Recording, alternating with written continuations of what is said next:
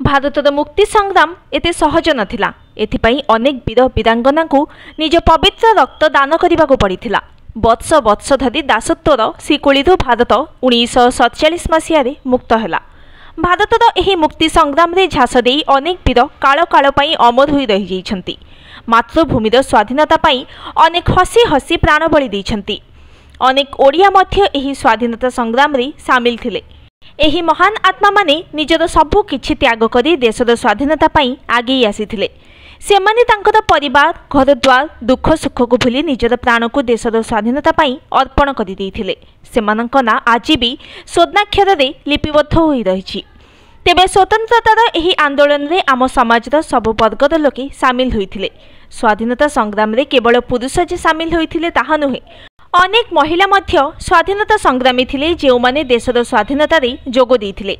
ओडिशार सेही महिला स्वाधीनता संग्रामी को 100 कोटी प्रणाम जे माने एथिरे सामिल होइथिले। रमादेवी जणे ओडिया स्वाधीनता संग्रामी। 1899 मसीहा डिसेम्बर 3 तारिख रे कटक निकटस्थ सत्यभामापुर ग्राम रे बसंत कुमारी देवी एवं गोपाल बल्लभ दासकर औरसर रमादेवी जन्म ग्रहण करथिले। से बिहार, गया, मुजफ्फरपुर, हजारीबाग भली समस्या बहुल अंचल रे प्रजा मानकर निकटतर होई परिथिले। रमादेवी हेउछंती उत्कल गौरव मधुसूदन दासकर झियारी। कौनसी विद्यालय को न जाई मध्य रमादेवी ओडिया, संस्कृत, हिंदी, बंगला भाषा को आयत्त करि परिथिले। 1921 मार्च 24 तारिख दिन महात्मा गांधी कटक काठजोड़ी बाली और विनोद बिहारी परिसर में दुईटी साधारण समावेश जोगदे हरिजन दलित मानकर सुरक्षा और स्वदेशी आंदोलन आवश्यकता बुझाइथिले। निजर भाषण में महिला मानकु गहना न पिंधि देश सेवा पाई ताहाकु दान करंतु बोली निवेदन करथिले। एही सभा रे उपस्थित थिबा रमादेवी गांधीजींकर भाषण रे प्रभावित होई निजर बहुमूल्य 200 भरी स्वर्ण अलंकार और अनेक मूल्यवान द्रव्य गांधींकर स्वराज पांठी को दान करने सहित सस्ता शाढ़ी पिंधिबा आरंभ करथिले और खदी वस्त्र आजीवन परिधान करने पाई संकल्प नैथिले। 1930 रे आईन अमान्य आंदोलन, लवण सत्याग्रह, 1934 अगस्ट 8 रे गांधी श्रीक्षेत्र हरिजन समावेश सहित श्रीमंदिर सम्मुख में उत्कलमणिंकर प्रतिमूर्ति उन्मोचन मुख्य दायित्व रमादेवी को दि जाइथिला। बड़ बापा मधुसूदन और गांधीजी द्वारा अनुप्राणित होई से वार्धा आश्रम शैली रे गढ़ी बरी आश्रम। रमादेवी एतादृश्य कार्य इंग्रेज सरकार को विचलित करदेला। 1930 नवेम्बर 8 तारिख रे तांको बंदी करी 8 मास पई कटक जेल में रखागला। 1942 भारत छाड़ आंदोलन प्रत्यक्ष संपृक्ति हेतु इंग्रेज सरकार रमादेवी और स्वामी गोपबंधु चौधरी को 2 वर्ष पई जेल दंड देले। रमादेवी भारतीय गणतंत्र मान रक्षा लगी जयप्रकाश जी को पूर्ण समर्थन दे भुवनेश्वर में एक विशाल समावेश कराइथिले। 144 धारा जारी सत्वे समावेश अग्रभाग में रमादेवी को देखि प्रशासन पछघुंचा देइथिला। बहु जननायक जेल गले, मात्र रमादेवी को गिरफ्त करने को केही साहस करिनथिले। कुंतला कुमारी सावत।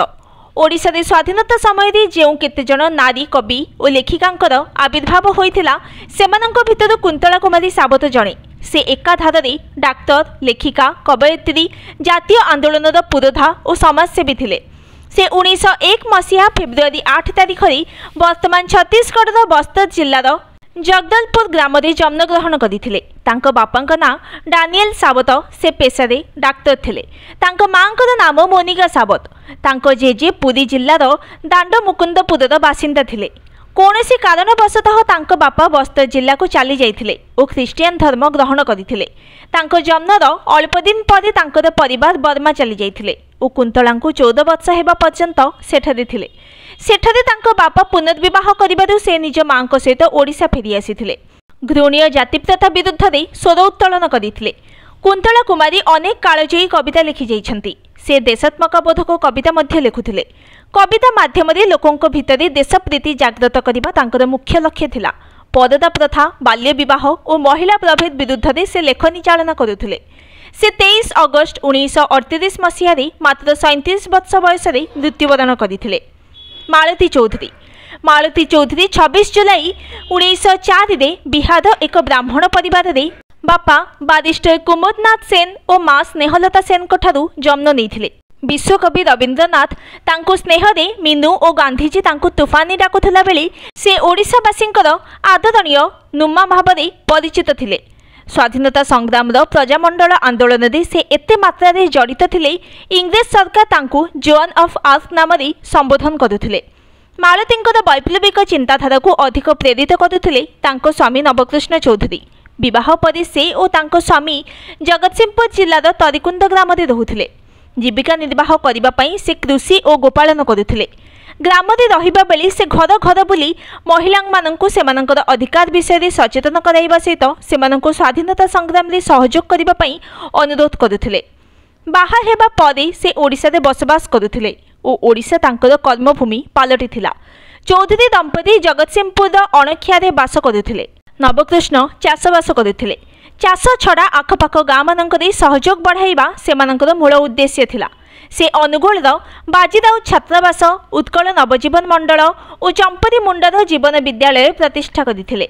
मालती होउछंती प्रथम ओडिया महिला जे किशोरी बयस रे स्वाधीनता संग्राम रे भाग नैथिले।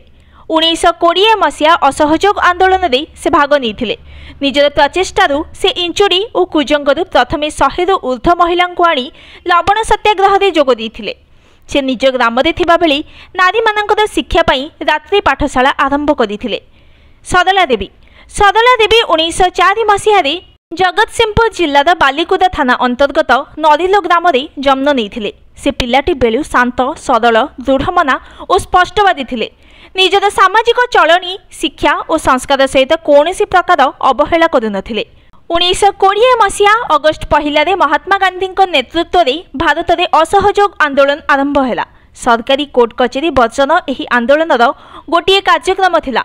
सरला देवी स्वामी भगीरथी महापात्र असहयोग आंदोलन में जोगदेवा हेतु ओकिलाती छाड़ीदे। सरला देवी उपरे एहार प्रभाव पड़ा। 1921 मसीहा मार्च मासरे गांधी कटक आसिले।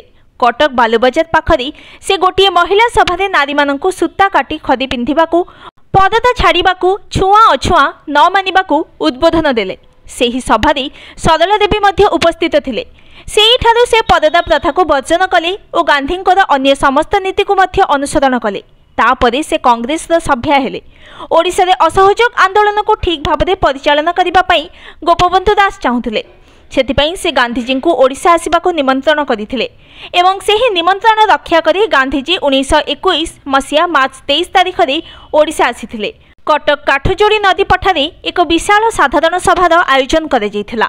एही सभारे ओडिशार महिला माने बहु संख्यारे जोग दियंतु बोली गांधीजी चाहुथिले, हेले सेतेबेले एभली हेबा संभव नथिला। सरला देवी कटक सहरर गली कंदी बुली महिला मानकु गांधीजी सभारे जोग देबा पई बुझाइथिले। तांकर निष्ठा और उद्यम सफल होइथिला और सेही सभारे बहु संख्यारे महिला जोग दैथिले। 1930 मसीह महात्मा गांधी लवण आईन विरुद्ध में सत्याग्रह करने डाकरा देले। सरला देवी सेतेबेले गंजाम जिल्ला रे उद्योग मंदिर नामक संस्था स्थापन करी ग्रामांचल बुली सत्याग्रही संग्रह करिबारे लागि पड़िथिले। 1937 मसीहा मे मासरे डेलांग ठारे एक चाषी सभा होइथिला। एही सभारे सरला देवी तत्कालीन जमीदारंकर अत्याचार विरुद्ध में लड़ाई करने लोकों को आह्वान करथिले। विधानसभा रे बन्या क्षतिग्रस्त चाषी मानक ठारू खजना आदाय बंद करने से सरकार को परामर्श देथिले।